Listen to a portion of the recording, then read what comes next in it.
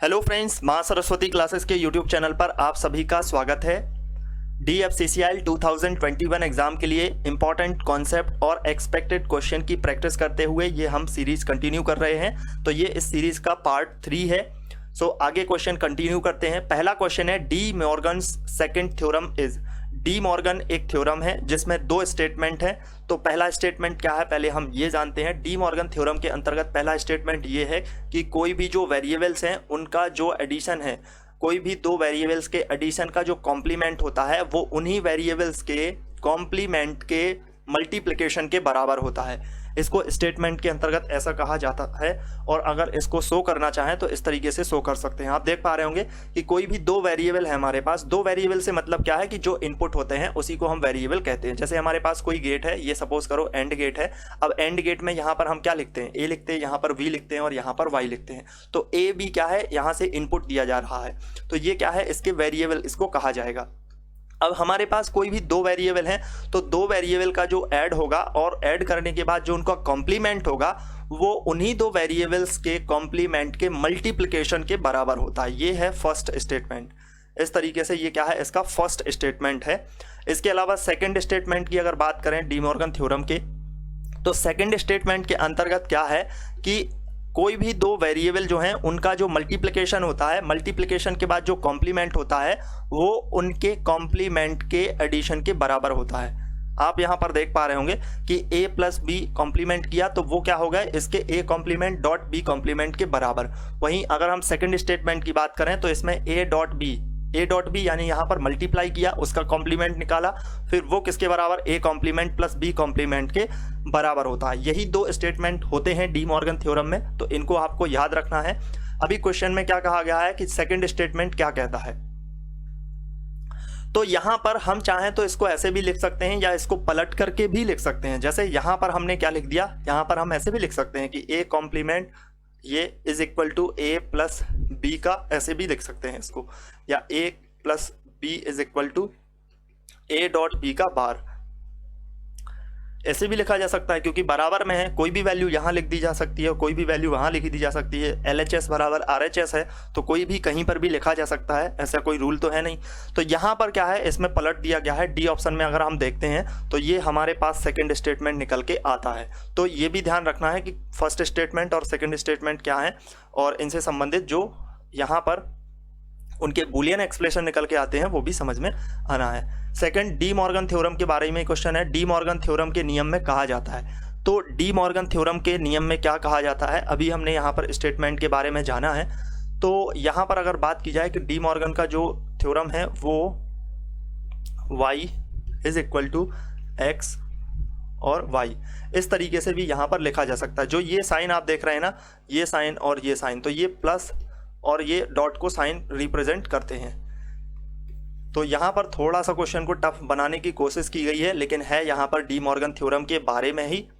तो यहाँ पर क्या हो जाएगा, इसका जो आंसर होगा वो यहाँ पर बी ऑप्शन इसके लिए करेक्ट आंसर हो जाएगा। क्वेश्चन में भी डी मॉर्गन थ्योरम से रिलेटेड है ये क्वेश्चन, और इसमें यहाँ पर अगर बात की जाए कि डी मॉर्गन थ्योरम है तो इसके अंतर्गत जो आंसर होगा वो बी ऑप्शन होगा, क्योंकि ए बी यहाँ पर जो कॉम्प्लीमेंट है वो ए कॉम्प्लीमेंट, इस तरीके से a कॉम्प्लीमेंट प्लस b यहाँ पर लिखा हुआ है। तो यहाँ पर अगर हम इसको डिस्ट्रीब्यूट करेंगे तो ये डिस्ट्रीब्यूशन के बाद कुछ इस तरीके से यहाँ पर आ जाएगा a कॉम्प्लीमेंट प्लस b। अगर इस वाले कोष्टक को यहाँ पर ओपन करके लिखा जाता है तो ये इस तरीके से यहाँ पर आता है। ऑप्शन नंबर बी इसके लिए करेक्ट आंसर है। आगे क्वेश्चन को देखते हैं। इसमें कहा गया है which of the following is not a sequential circuit. इसमें से कौन सा सीक्वेंशियल सर्किट नहीं है। तो सबसे पहले हम सीक्वेंशियल सर्किट और जो हमारे कॉम्बिनेशनल लॉजिक सर्किट होते हैं उनके डिफरेंस को समझते हैं। जो डिजिटल सर्किट होते हैं उनको दो कैटेगरी में क्लासीफाई किया जाता है। एक कैटेगरी होती है जिसको कॉम्बिनेशनल सर्किट कहा जाता है और दूसरी कैटेगरी होती है जिसको सीक्वेंशियल सर्किट कहा जाता है। कॉम्बिनेशनल सर्किट में क्या होता है, कोई भी जो हमारा यहाँ पर एक सर्किट है तो उसमें जो भी इनपुट है उसी के अकॉर्डिंग जो परफॉर्मेंस होगी उसकी वो आउटपुट यहाँ पर निकल के आ जाएंगे। बट सीक्वेंशियल सर्किट में क्या होता है कि यहाँ पर जो हमारे पास सर्किट होता है उसमें कुछ इनपुट लाइन होती हैं, कुछ आउटपुट लाइन होती हैं। बट यहाँ पर सीक्वेंशियल सर्किट में ये होता है कि जो कुछ आउटपुट लाइनें हैं उसी के आउटपुट को फिर से इनपुट पर अप्लाई कर दिया जाता है। या कह सकते हैं कि एज अ फीडबैक यहाँ पर यूज़ किया जाता है। अब जब हम फीडबैक यूज़ करते हैं तो फिर इसमें फीडबैक जब यूज़ किया जाएगा तो उस फीडबैक को थोड़ी देर के लिए होल्ड करना होगा, थोड़ी देर के लिए स्टोर करना होगा, और इस स्टोर करने के लिए हमें एक मेमोरी एलिमेंट की ज़रूरत होगी।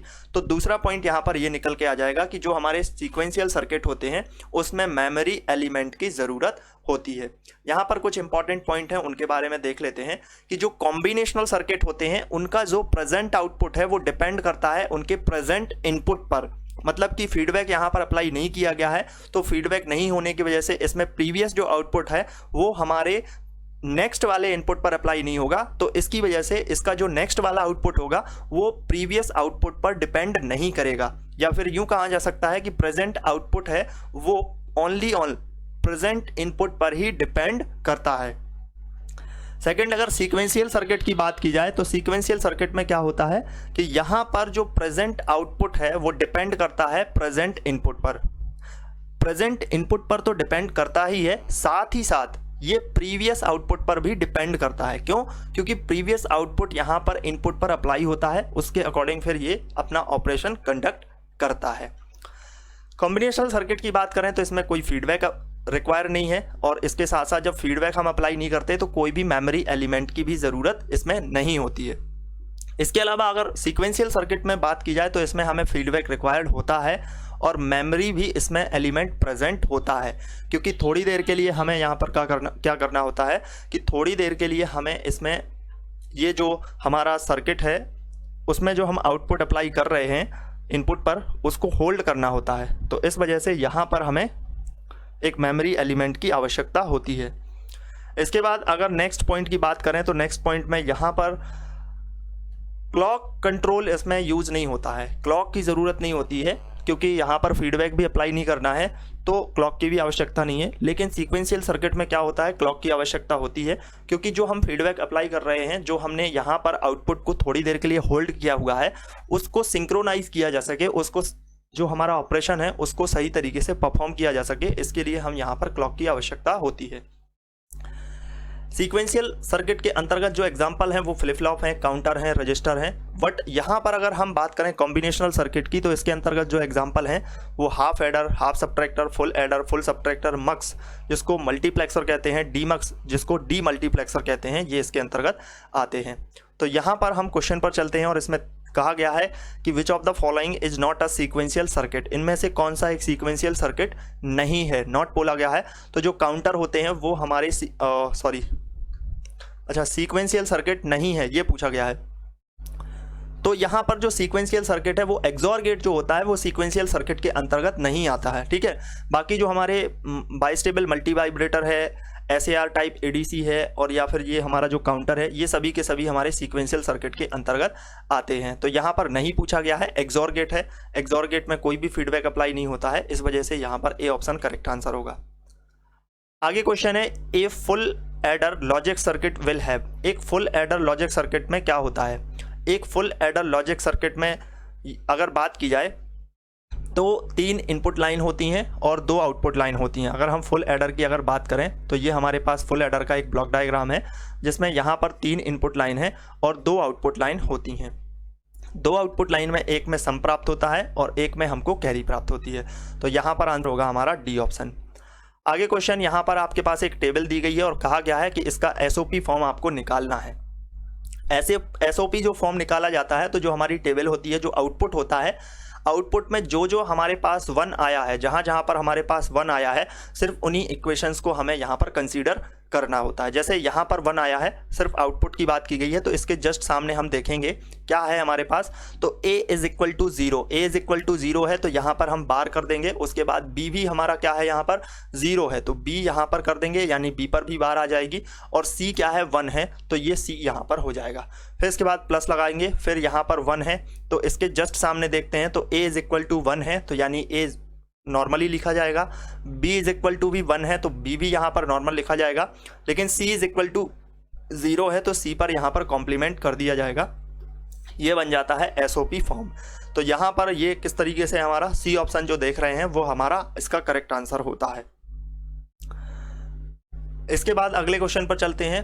अच्छा, POS फॉर्म की अगर बात करें, इसका POS फॉर्म भी होता है। तो जहाँ जहाँ पर 0 आता है, लॉजिक 0 आता है, उन जो हमारे पास वो जहाँ जहाँ पर जीरो आता है उन्हीं वेरिएबल्स को हम यहाँ पर क्या करते हैं, कंसीडर करते हैं। आगे क्वेश्चन है, निम्नलिखित जो आपके पास डायग्राम है ये किस प्रकार का डायग्राम है। तो ये डायग्राम जो बना हुआ है ये एक हाफ हेडर है। ये क्या है, एक हाफ हेडर यहाँ पर बना हुआ है। हाफ हेडर में आप देख पा रहे होंगे एक हमारे पास एक्सोर गेट की आवश्यकता हुई है और इसके अलावा एक एंड गेट की यहाँ पर आवश्यकता हुई है। अगर पूछ लिया जाए कि जो हाफ हेडर होता है वो किन लॉजिक गेट से मिलकर के बनता है, तो हाफ हेडर हमारा एक एंड गेट की आवश्यकता होती है उसमें, एक और एक एक्सोर गेट की आवश्यकता होती है।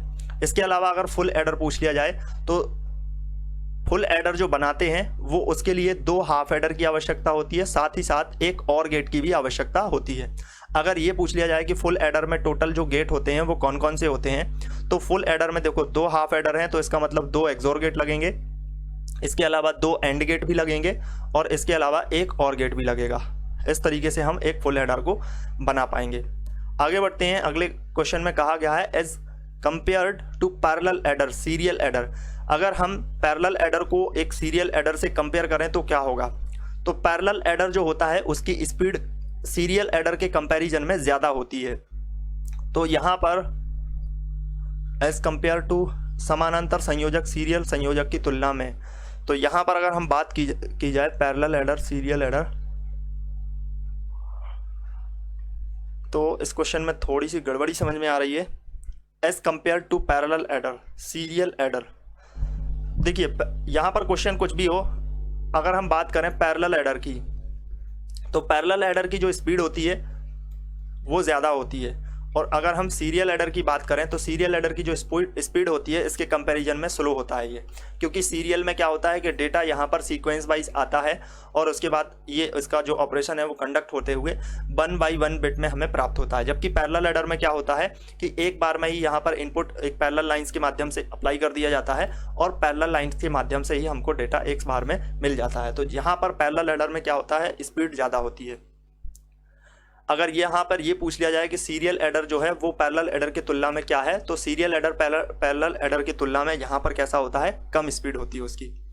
आगे देखते हैं क्वेश्चन, इसमें कहा गया है which logic gates are needed to make half adder. Half adder को बनाने के लिए हमें कौन से 2 लॉजिक गेट की आवश्यकता होगी, 2 नहीं बोला है, तो यहाँ पर ये बोला गया है कि हाफ एडर को बनाने के लिए कौन से लॉजिक गेट की आवश्यकता होगी।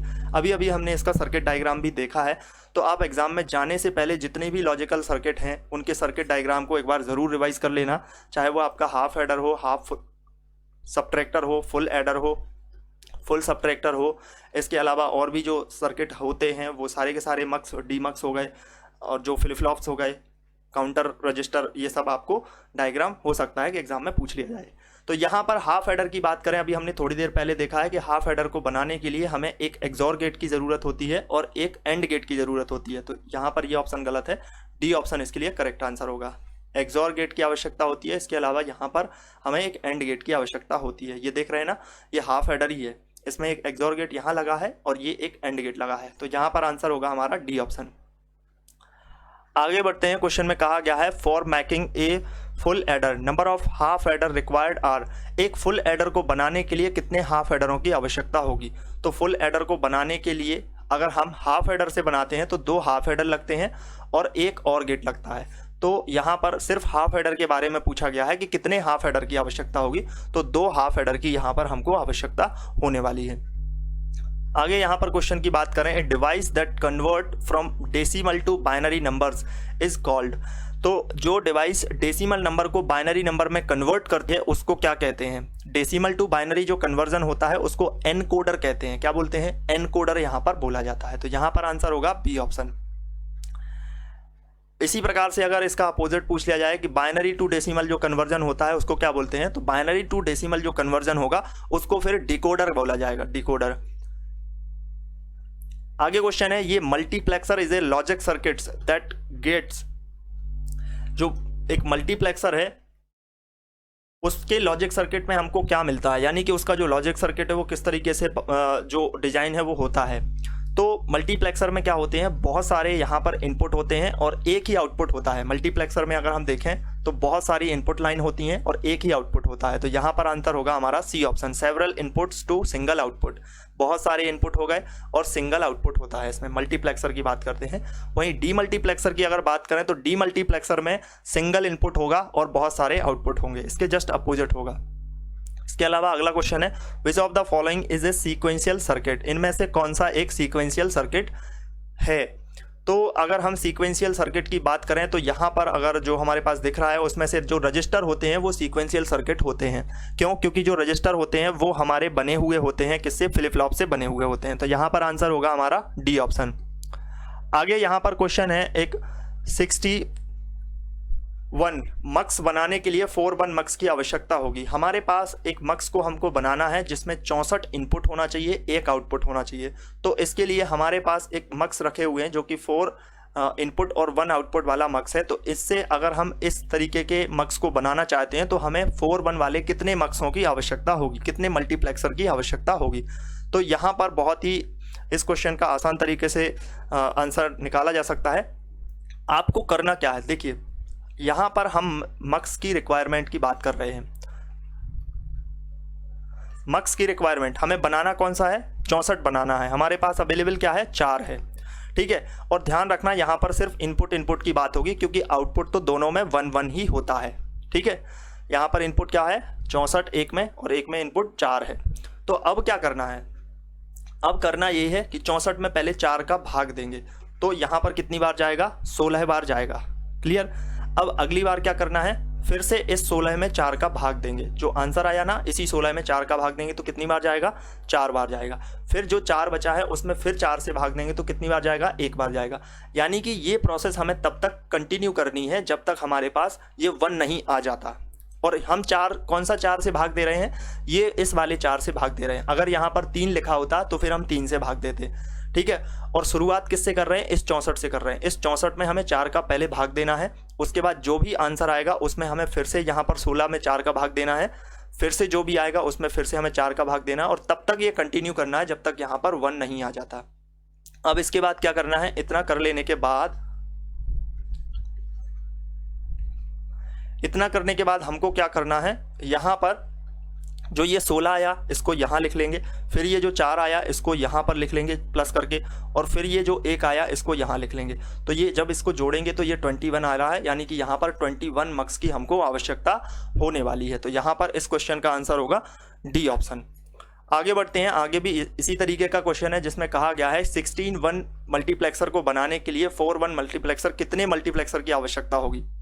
तो यहाँ पर हम लिख लेते हैं इनपुट और यहाँ पर भी इनपुट। तो 16 को बनाना है, किससे बनाना है? 4 से बनाना है। तो पहले हम 16 में 4 का भाग देंगे तो कितनी बार जा रहा है? 4 बार जा रहा है। अभी ये 4 बचा तो फिर इस 4 में 4 का भाग देंगे और कितनी बार जा रहा है? 1 ही बार जा रहा है। तो ये 4 हम नीचे लिखेंगे प्लस ये 1 बार लिखेंगे और 4 और 1 = 5। तो यहाँ पर आंसर हो गया हमारा डी ऑप्शन। आगे ऐसा ही क्वेश्चन है एक जिसमें आपसे पूछा गया है 532D डिकोडर को बनाने के लिए 1-2 डिकोडर की आवश्यकता होगी। कितने डिकोडर्स की आवश्यकता होने वाली है? तो यहाँ पर हमें ध्यान रखना है कि सबसे ज़्यादा वैल्यू नंबर किसकी है। ये इस वाले में अगर हम 32 × 5 की बात करें तो इसमें कौन सी वैल्यू बड़ी है? 32 बड़ी है। तो 32 को यहाँ लिखा।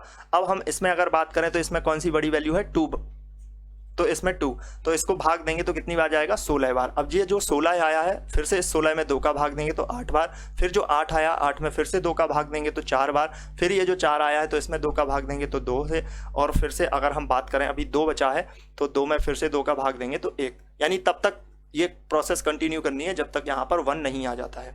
तो यहाँ पर 16 + 8 + 4 + 2 + 1।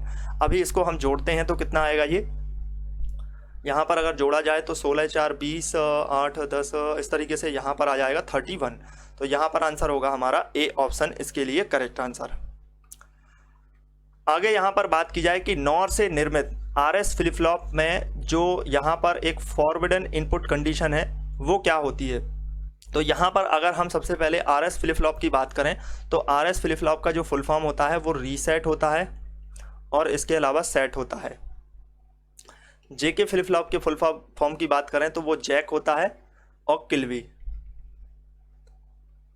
जैक किल्वी, ये full form. T flip flop की बात करें तो इसका टॉगल होता है, और डी फ्लिप फ्लॉप की बात की जाए तो इसको हम बोलते हैं डी लैच बोलते हैं।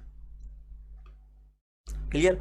अब यहाँ पर आर एस फ्लिप फ्लॉप है, बोल रहे हैं नॉर गेट से, तो नॉर गेट से अगर आर एस फ्लिप फ्लॉप को बनाया जाए तो ये कुछ इस तरीके से बनेगा।